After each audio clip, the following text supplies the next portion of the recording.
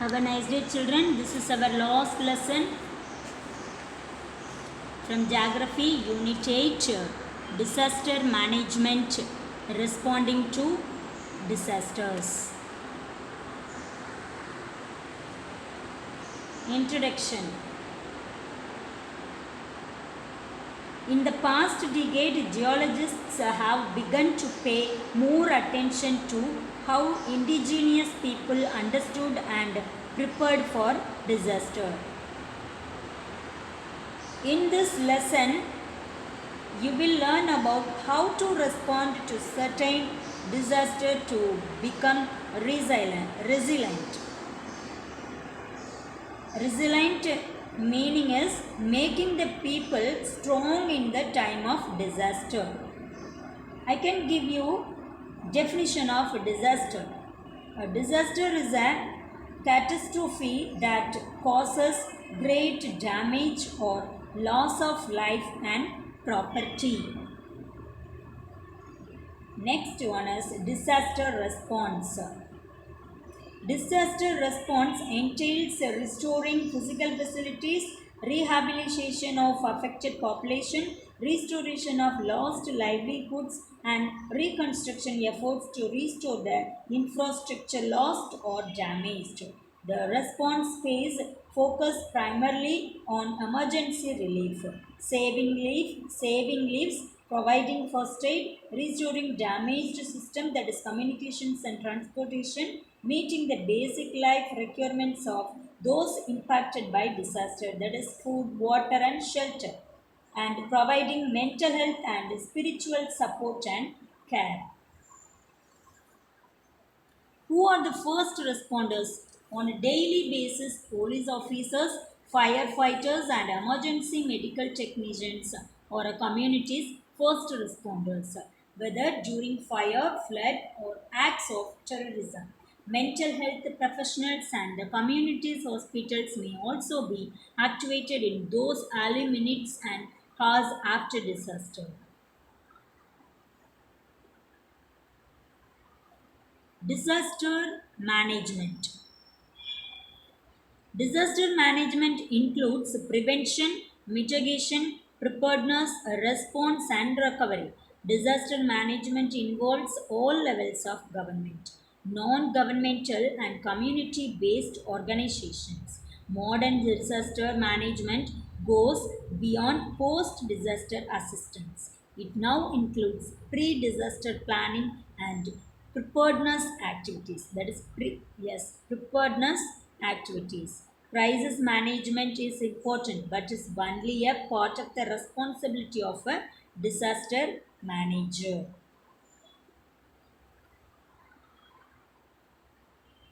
Disaster management cycle.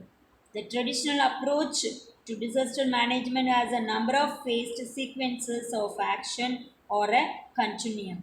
These can be represented as a disaster management cycle, starting with disaster, rescue or relief, rehabilitation, reconstruction, planning, prevention, mitigation, and last one is preparedness. We mainly focus on the way how the community should respond to disaster. Let's see about one by one. Earthquake. First one is earthquake. An earthquake is a sudden vibration of the part of the earth caused by plate movements. It occurs along the plate boundaries. The place inside the earth where an earthquake originates in focus. The point on the earth's surface above the focus is called an epicenter. The damage caused by the earthquake is the highest near the epicenter. The earthquake is measured by an instrument called a seismograph. It is recorded in Richter scale. What to do during an earthquake? Minimize your movements to a few steps that reach a safe place nearby and stay indoors until the shaking has stopped and you are sure existing is safe. If indoors, Drop to the ground. Take cover by getting under a study table or other piece of furniture and hold on until the shaking stops. Protect yourself by staying under the lintel of an inner doors, in the corner of a room, under a table, or even under a bed. Stay away from glass windows, outside doors and walls, and anything that could fall.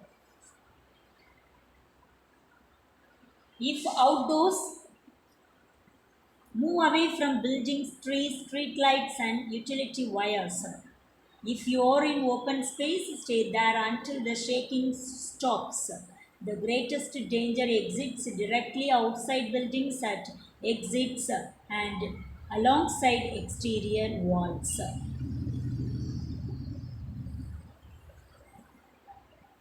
Next one is tsunami.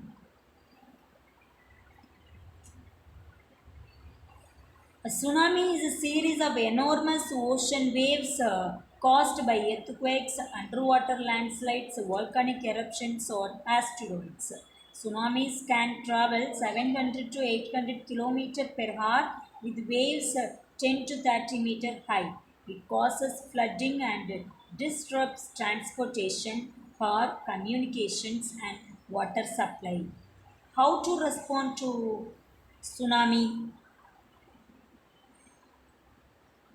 You should find frequently visited locations or in tsunami hazard areas along the seashore. Plan evacuation routes from your home, school, workplace, or any other place you could be where tsunamis poses a risk. Use a weather radio or stay tuned to a local radio or television station to keep informed of local watches and warnings. Everyone should be aware of what to do when tsunami strikes. Discussing tsunamis ahead of time will help reduce fear. Review flood safety and precautionary measures with your family. What to do after a tsunami? You should continue using a weather radio or stay in tune to a Coast Guard emergency frequency station for updated emergency information. Check yourself for injuries and get first aid if necessary. To be rescued, call professionals with the right equipment to help. Help people who require special assistance like infants, elderly people, large families, people with disabilities, and the people who care for them. Stay out of a building if water remains around it. Tsunami water, like flood water, can undermine foundations, causing buildings to sink, floors to crack, or walls to collapse.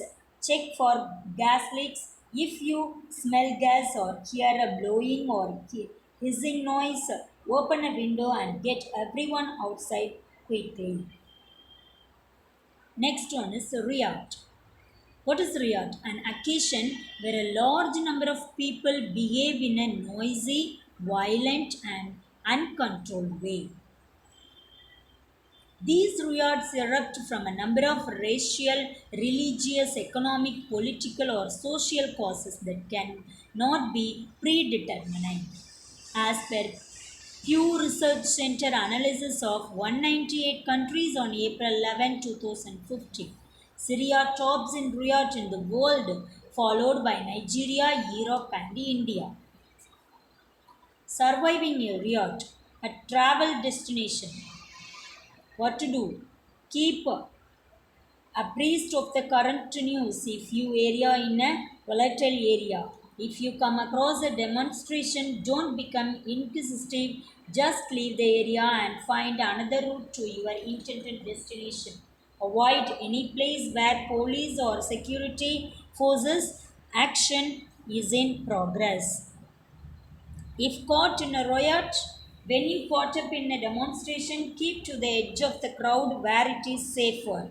When leaving the fringe of the demonstration, just walk away, don't run. In the event that you are arrested by the police or military, do not resist. Go along peacefully and contact your law advisor. If you are caught up in the crowd, stay clear of glass shops, friends. If shooting breaks out, Drop to the ground and cover your head and neck and lie as flat as you can. Next one is fire.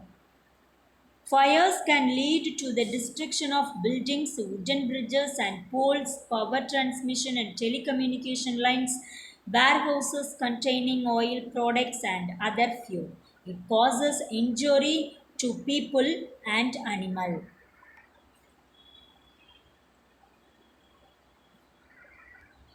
The most common causes of fires are lightning strikes, sparks during arid conditions, eruption of volcanoes, and man-made fires arising from deliberate arson or accidents. Arson means setting fire in a place. Fires create large quantities of smoke which can be spread far away for by wind and poses a respiratory hazard. On an average in India, every year about 25,000 persons die due to fires and related causes. Female accounts for about 66% of those killed in fire accidents. It is estimated that about 42 females and 21 males die every day in India due to fire. Next one, fire safety do's and don'ts. Know your building's evacuation plan. Evacuate calmly and quickly whenever a fire alarm or carbon monoxide alarm sounds. Before opening a door, feel it with the back of your hand. If the door is hot, do not open it. If you encounter smoke during your evacuation, stay low to the floor. Know the outside rally point for your building. Know the locations of fire extinguishers, fire alarm pull stations and exits. Things you need to do during a fire. What you should do during a fire? Stay calm, pull the nearest fire alarm or call 112. Give your name and location of the fire. Do not hang up until the police dispatcher tells you to do so. Leave the building immediately. Inform others as you pass them to leave the building immediately. Walk, don't run to the nearest exit. Never use elevators. An elevator may become a trap. Now we will see about Indian Ocean tsunami 2004, a secondary impact of an earthquake. Causes are the earthquake that caused the tsunami struck at 7:58 a.m. on December 26, 2004. The earthquake was caused by the subduction of the Indo-Australian plate, that is oceanic, under the Eurasian plate. 240 km of the coast of Indonesia. This megathrust earthquake involved a 20-meter uplift of the seafloor all the way along a fault line which was over 1,000 km in length. The uplift of the seafloor caused displacement of billions of tons of water, setting in motion a tsunami wave which hit the coast of Indonesia within half an hour of the earthquake. The tiny Andaman and Nicobar Islands were directly in the path of the tsunami generated by the magnitude 9.1 of earthquake of the coast of Sumatra. Final total to the islands death toll at 1,879 alone, with another 5,600 people missing. The islanders who had heard the stories about the lagoon or similar mythological figures survived the tsunami essential unscathed. Most of the casualties that occurred in the southern Nicobar Islands were outsiders, leaving them with no indigenous tsunami warning system to guide them to higher ground. I concluded the lesson by the Petra Nemkova. We cannot stop natural disasters, but we can arm ourselves with knowledge. So many lives wouldn't have to be lost if there was enough disaster preparedness. I hope you heard understand the lesson. You learn book back exercise which is displayed on the screen.